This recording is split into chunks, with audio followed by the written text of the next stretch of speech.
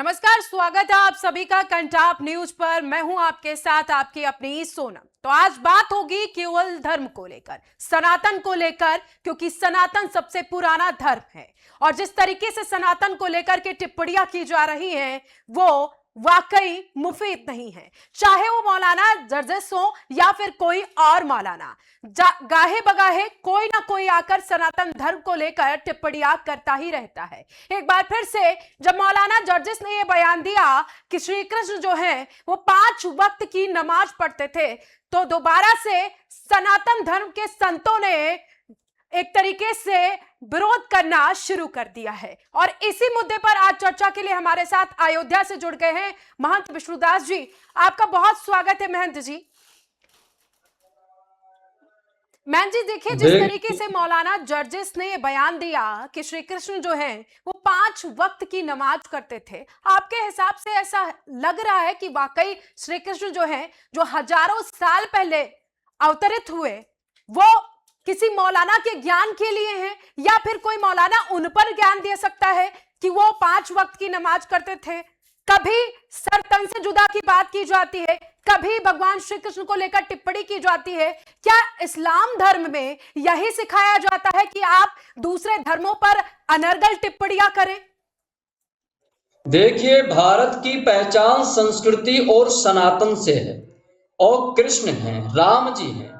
मगर ऐसे मौलानों को संस्कृत का कोई भी ज्ञान नहीं है, गीता का ज्ञान नहीं है, और जिस तरीके से ये बोल रहा है कि भगवान श्री कृष्ण नमाज अदा करते थे, इस्लाम का प्रचार करते थे, मैं उसको बता दूं, लिखा हुआ है सच्चिदानंद रूपाये विश्वोत्पत्त्यादि हेतवे तापत्रे विनाशाये श्री कृष्णाय वयं नमः। परमात्मा तो हमारे प्रकाशवान है, परमात्मा अपने भक्तों के लिए रूप आकार बनाए हैं, और परमात्मा जब था, सनातन जब था, और सनातन का अंत ही नहीं है, तो ये इस्लाम का नामो निशान नहीं था। इस्लाम तो बनाया गया है। ये मुसलमान जन्म से नहीं होते हैं, इनके बच्चों का मुसलमानी होता है, तब ये मुसलमान कहलाते हैं। ये यहाँ बनाए जाते हैं मुसलमान, मगर मैं आपको बता दूं कि ये जन्म से हिंदू होते हैं, मगर ये अपने आप को मुसलमान कहते हैं। ये दुर्भाग्य का विषय है। पता नहीं ये अपने आप को मुसलमान क्यों कहते हैं, और अगर ये मुसलमान कहते हैं तो हमारे पास सबूत करें कि ये किस तरीके से मुसलमान हैं। जो इस्लाम को मानता है, जो अल्लाह खुदा को मानता है, वो इस तरीके से शब्द का उपयोग नहीं कर सकता है। मेरे यहाँ पे देखिए, मौलाना जर्जिस जो हैं वो कह रहे हैं कि भगवान श्री कृष्ण जो है 5 वक्त की नमाज करते थे। उसके बाद से आपका बयान आया कि मौलाना जर्जिस का जो सिर काट कर लेकर आएगा उसको हम 10 लाख रुपए इनाम देंगे। आप इसको लेकर भी एक नई बहस छिड़ गई है। देखिए, बिल्कुल, जो हमारे कृष्ण को, मेरे राम को उल्टा सीधा बोलेगा, उसके लिए मैं मर भी सकता हूं और काट भी सकता हूं लोगों को, क्योंकि हम कृष्ण का अपमान सहन नहीं कर सकते, सनातन का अपमान सहन नहीं कर सकते हैं। और मैं आपको बता दूं, इस मौलाना का जो जीव काट के लाएगा उसको 10 लाख रुपए इनाम दूंगा, क्योंकि ये मौलाना वास्तव में इंसान नहीं, जानवर है। ये मौलाना हमेशा लगातार बोलता रहता है। ये मौलाना हिंदुस्तान में रहने का काबिल नहीं है। इस मौलानों को तो पाकिस्तान, इस्लामाबाद भेज देना चाहिए। ऐसे मौलानों पर देशद्रोह का मुकदमा दर्ज होना चाहिए। मैं क्या कहूं, ये मौलानों का गीता का एक ज्ञान भी नहीं मालूम है। इस मौलाना ने पता नहीं क्यों भगवान श्री कृष्ण के बारे में उल्टा बोल दिया। ऐसा इसके मन में क्यों आया, समझ में नहीं आता है। क्या सुर्खियों में बनने के लिए इस तरीके से बोला है? इस मौलाना ने जो भी बोला है बहुत गलत बोला है। देखिए, इसी पॉइंट पर आते हैं विष्णुदास जी, इसी पॉइंट पर आते हैं। आपने जैसा कहा कि गीता के श्लोक को मौलाना ने झूठा ठहरा दिया, तो जब श्रीमद् भागवत गीता में भगवान श्री कृष्ण के श्लोक लिखे हुए हैं कि जिस वक्त महाभारत हुई वहां पर उन्होंने तमाम श्लोक सुनाए, क्या वो सारे घटनाक्रम झूठे हैं? मौलाना जर्जिस के हिसाब से क्या सनातन झूठा है? सुन लीजिए, गीता साक्षात भगवान की वाणी है। गीता और भगवान कृष्ण में कोई भेद नहीं है। और गीता में कहीं पर भी नहीं लिखा है कि नमाज भगवान अदा करते थे, कहीं नहीं लिखा है। योग के लिए लिखा है, ध्यान योग एकांत चित्त, शरीर का शुद्ध बुद्ध भूल जाना, उस पार ब्रह्म परमात्मा का चिंतन करते सत्य की खोज करना, संसार से विमुक्त हो जाना। इस श्लोक जो श्लोक बोला था, इसका अर्थ यही होता है, परमात्मा ही केवल है और कोई नहीं है। इसलिए भागवतकार भी कहते हैं बार बार कि सच्चिदानंद रूपाय विश्वोत्पत्त्यादि हेतवे तापत्रे विनाशाय श्री कृष्णाय वयं नमः। उस पार ब्रह्म परमात्मा को जानना ही बड़ा कठिन है। बड़े बड़े योगी, बड़े बड़े मुनि नहीं जान पाते हैं। मानसकार कहते हैं परमात्मा को कौन जान सकता है, तो वो कहते हैं सो जाने जहि देव जनाई, जानत तुम्हारी तुम्हारी होई जाई। जब परमात्मा किसी को जनाएगा वही परमात्मा को जान सकता है। कोई तपस्या करने से परमात्मा को नहीं जान सकता, देखिए यहाँ पर भजन करने मौलाना से। जर्जिस जो है महंत जी, वो तो नमाज अदा करते हैं, तो उनको परमात्मा को जानने का मौका ही नहीं मिला, इसीलिए वो अब परमात्मा को वो झूठा ठहरा रहे हैं।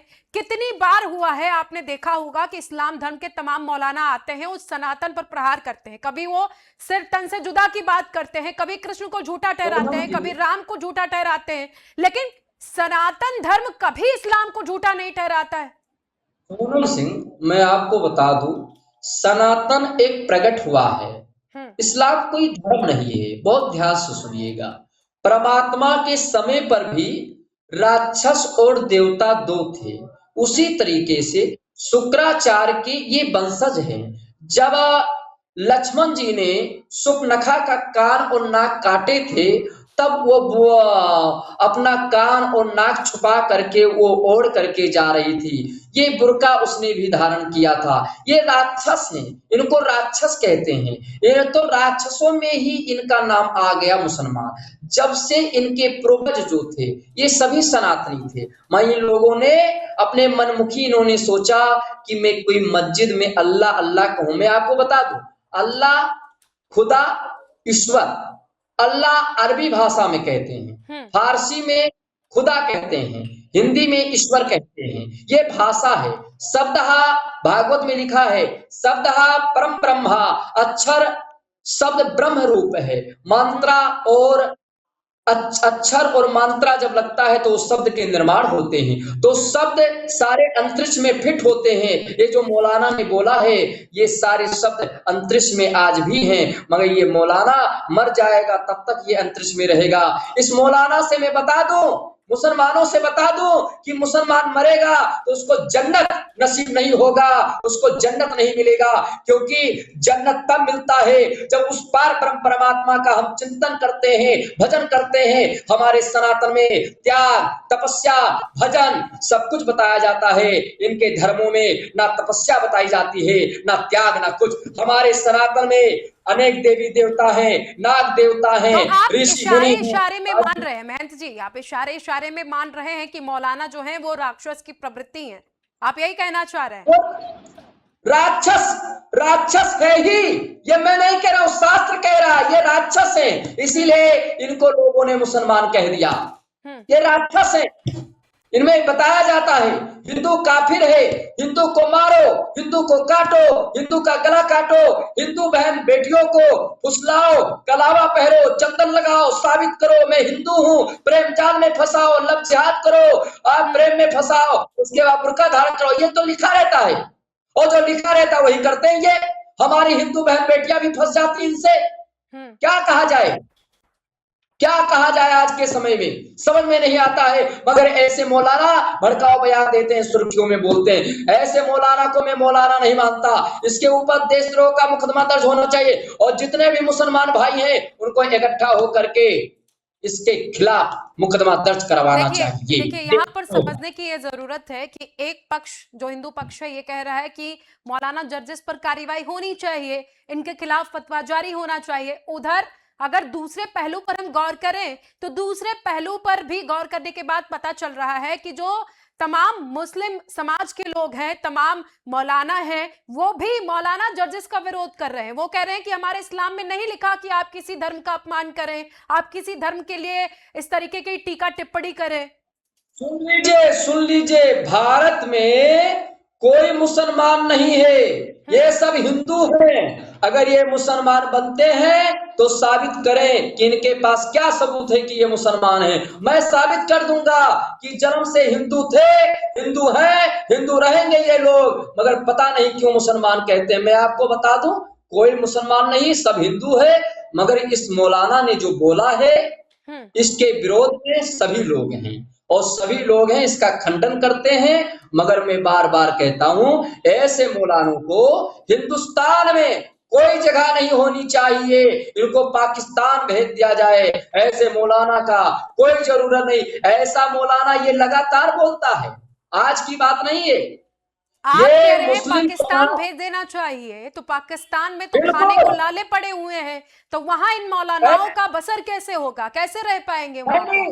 सुन लीजिए, जहां जहां भिखारी देश है, जहां खाने का ठिकाना नहीं है, वहां पर जब ऐसे मौलाना रहेंगे तब दिमाग ठिकाने आ जाएगा। और मैं डरता नहीं हूं। जैसे राजस्थान में कन्हैया लाल का गर्दन काट दिया गया था, अगर मेरा गर्दन कट जाएगा तो ऐसे कट्टरपंथी जिहादी अगर हमारा गर्दन काट देंगे तो मैं भी डरने वाला नहीं हूं।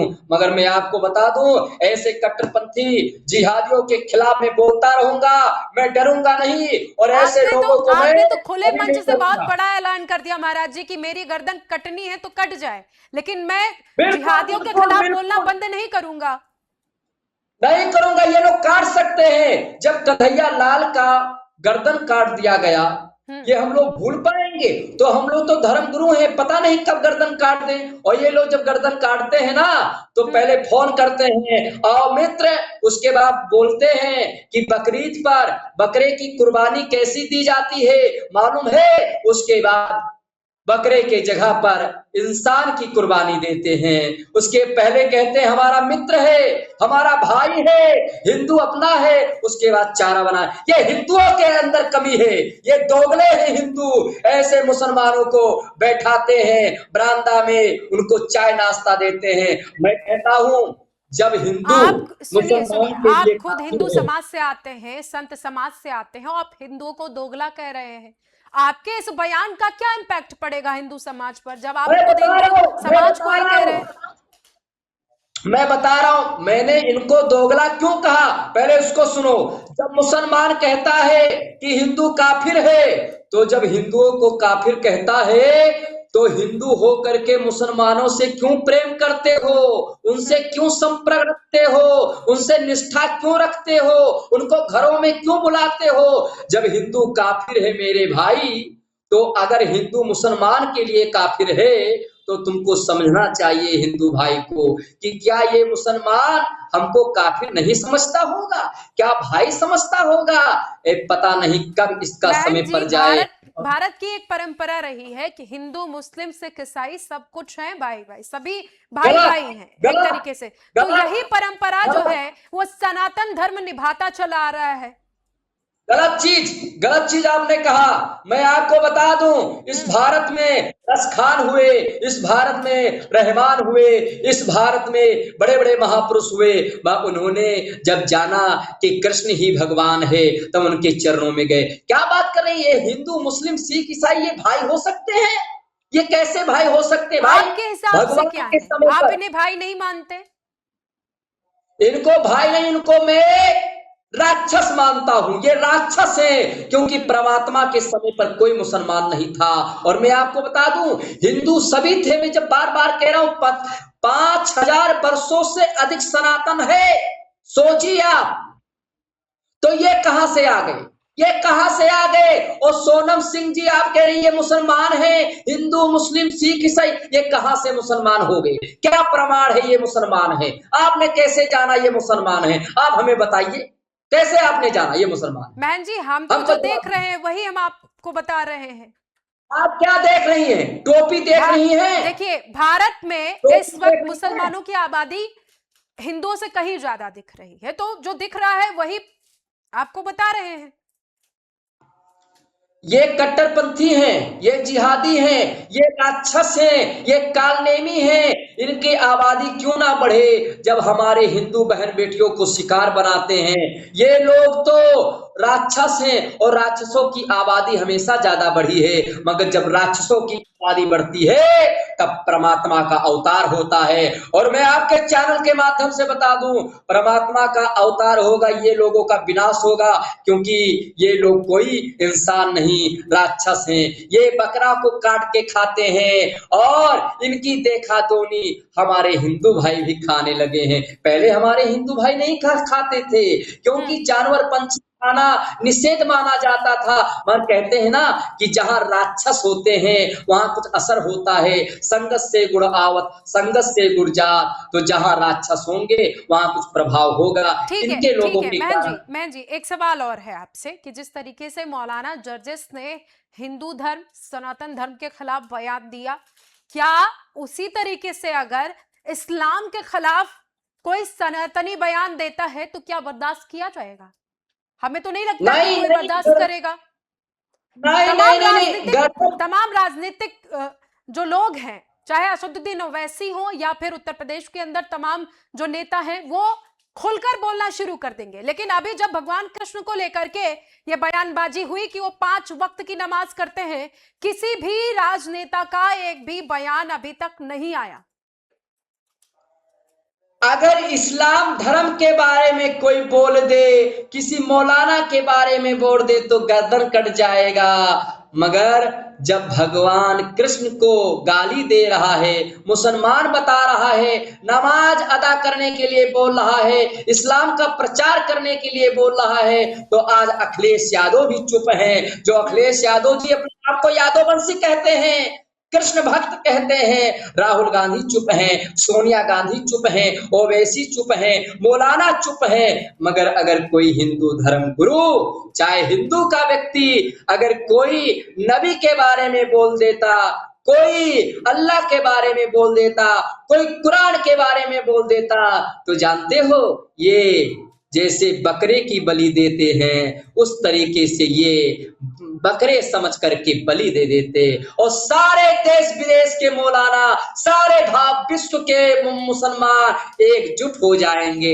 माँ हिंदुओं को मैं दोगला क्यों हो कहता हूँ कि हिंदुओं में एकता नहीं है। अगर आपके घर में सुख है तो बगल वाला देख के जलन करेगा। बताओ हिंदू में कहाँ एकता है? आप खुद सोचो, अगर हिंदुओं में एकता होता तो आज भारत हिंदू राष्ट्र को था, हिंदू राष्ट्र है, हिंदू राष्ट्र रहेगा, मगर आज घोषित हो जाता है हिंदू एक राष्ट्र। आखिरी सवाल आपसे, देखिए मान जी, एक आखिरी सवाल है आपसे कि क्या इस्लाम में यही सिखाया जाता है कि आप दूसरे धर्मों के विरोध में इस तरह की अनर्गल टिप्पणियां करें, गलत तरीके से उनके जो देवी देवता हैं उनको निशाने पर ले? देखिए, इस्लाम की तो मुझे जानकारी है नहीं, और दूसरी बात है इस्लाम की मुझे जानकारी भी नहीं रखना है, क्योंकि हम सनातनी हैं और सनातन का ज्ञान बता दूं। देखिए, किसी भी जगह ये नहीं लिखा गया है कि किसी भी देवी देवता, किसी आराध्य, किसी इष्ट देवी देवताओं के बारे में आप कुछ बोलें, किसी के आस्था के साथ खिलवाड़ करें, किसी के विश्वास को चोट पहुंचाएं, ये कहीं नहीं लिखा है। और देखिए, संविधान कानून भी कहता है कि किसी के विपरीत नहीं बोलना चाहिए। तो कहीं ना कहीं इसने गलत बोला है, इसके खिलाफ विश्व के मुसलमानों को आना चाहिए और इसको देश से बाहर कर देना चाहिए। आपके चैनल के माध्यम से बार बार मैं यही बोलूंगा कि ऐसे मौलाना का जो भी जीभ काट के लाएगा, मैं 5 लाख रुपए इनाम दूंगा। अभी आप इससे पहले जब आपने बयान दिया तब आप 10 लाख रुपए कह रहे थे कि जो भी मौलाना जर्जिस का जीप काट कर लेकर के आएगा हम उसको 10 देंगे। अब आप कह रहे हैं कि 5 देंगे। क्या आप भी डर गए क्या? मैं डर नहीं चुका हूं। 5 लाख तो मैंने इसलिए कहा कि वो जब ले आएगा तब मैं 5 लाख तो दूंगा, मगर वो 5 लाख उसकी स्वागत के लिए भी स्वागत करूंगा और भी 5 लाख रुपए दूंगा। अच्छा जी। तो चलिए चलते चलते एक सवाल आपसे और कर लेते हैं कि जिस तरीके से राष्ट्र को सर्वोपरि माना जाता है, तो क्या राष्ट्र में धर्म सर्वोपरि नहीं है? जबकि आपने देखा होगा कि राष्ट्र में सभी धर्मों का सम्मान एक जैसा होना चाहिए, लेकिन मौलाना जर्जी जैसे तमाम मौलाना आते हैं और सनातन धर्म को लेकर के उटपटांग टिप्पणियां करके चले जाते हैं। हालांकि सनातन धर्म कभी किसी का अपमान नहीं करता। अगर सनातन धर्म राष्ट्र का धर्म निभा रहा है, राष्ट्र हित में काम कर रहा है, तो क्या इस्लाम को काम नहीं करना चाहिए? देखिए, सनातन सत्य है, इस्लाम क्या है वो लोग जाने। आपके हिसाब मगर से इस्लाम क्या है? अगर सनातन सत्य है तो इस्लाम क्या है आपके हिसाब से? इस्लाम को सब लोग जानते हैं कि कब इस्लाम उत्पन्न हुआ है, बताने की कोई जरूरत नहीं है, सबको मालूम है। नहीं, आप कम शब्दों में बताइए कि इस्लाम आपके हिसाब से क्या है। अगर आप सनातन को सत्य मानते हैं तो आप इस्लाम को भी कुछ मानते होंगे ना, कि आखिरकार इस्लाम है क्या? अच्छा ये बताइए, नहीं ये बताइए, मैं इस्लाम को क्यों मानूंगा, किस लिए मानूंगा, आप बताइए। कुछ मानते हैं, झूठा, सच, या फिर कुछ नहीं मानते हैं? दर्शकों को आप वो बताइए। मैं कुछ नहीं मानता हूं, इसलिए नहीं मानता हूं कि जो हमेशा रहने वाला है उसको ही माना जाता है। सनातन हमेशा रहने वाला है, इस्लाम कहाँ हमेशा रहने वाला, आप बताइए। आप साफ साफ कह रहे हैं कि आने वाले वक्त में जो है इस्लाम का खात्मा होगा और सनातन धर्म जो है वो अपने वर्चस्व के साथ हमेशा रहेगा। बिल्कुल बिल्कुल बिल्कुल, ये बात सत्य है, क्योंकि परमात्मा ही सत्य है, और परमात्मा सत्य है तो सनातन सत्य है, और जब सनातन सत्य है तो खात्मा तो होना जरूरी है। जब राक्षसों का खात्मा हो गया तो कैसे नहीं खत्म होंगे, आप बताइए। सत्य सत्य रामो सत्यम जगत मिथ्या, सत्य स्वरूप राम है, कृष्ण है। और मैं आपको बता दूं, ये जो भारत की पहचान है ना, ये भारत की पहचान संस्कृति से है, सनातन से है। भारत में ही दिखता है संस्कृति और सनातन। संस्कृति में तो इस्लाम भी आता है महंत जी। इस्लाम को मानने वाले भी कहते हैं कि हमारी एक अलग संस्कृति है, हम अपनी संस्कृति को मानते हैं। संस्कृत देव भाषा है, संस्कृत प्रकट हुआ है, संस्कृत को इस्लाम से ना जोड़ा जाए, निवेदन करता हूं आपसे, इस्लाम से ना जोड़ा जाए। संस्कृति देव भाषा है, संस्कृति उत्पन्न हुआ है, संस्कृति प्रकट हुआ है, संस्कृति का अंत नहीं है, संस्कृति को कोई मिटाया नहीं जा सकता है। संस्कृति आकाश में गूंजती है, संस्कृति तीनों लोक में गूंजती है। ए कट्टरपंथी, ए जिहादी, हे मुसलमान, तुम हिंदुओं को मारोगे, हिंदू को मारने के बाद भी सनातन मिटेगा नहीं। तुम पूरी पृथ्वी को मार दो तब भी सनातन मिटेगा नहीं। सनातन वो है जो सत्य है, और सत्य का मिटना। चलिए ठीक है मैन जी, आखिर में आप मौलाना जर्जिस के लिए क्या कहना चाहेंगे, उनके बयान को लेकर क्या कहना चाहेंगे? कम शब्दों में जवाब दीजिए। देखिए, मैं यही कह रहा हूं, सारे मौलाना इकट्ठा होकर के, मुसलमान इकट्ठा होकर के ऐसे मौलाना पर देशद्रोह का मुकदमा दर्ज कराएं, तभी ठीक है। अगर देशद्रोह का मुकदमा दर्ज नहीं होगा तो ऐसे मौलाना का जो भी जीव काट के लाएगा, मैं 10 लाख रुपया इनाम दूंगा। चलिए ठीक है, चर्चा में जुड़ने के लिए आपका बहुत शुक्रिया। तो देखिए, जिस तरीके से मौलाना जर्जिस ने बयान दिया कि भगवान श्री कृष्ण जो है वो 5 वक्त की नमाज करते हैं, ये बिल्कुल गलत है। किसी भी धर्म के लिए इस तरीके की अनैतिक टिप्पणी करना बिल्कुल भी शोभा नहीं देता है, वो चाहे संत समाज हो या फिर मौलाना हो या फिर किसी भी धर्म का व्यक्ति हो। फिलहाल अभी के लिए मुझे दीजिए इजाजत, नमस्कार।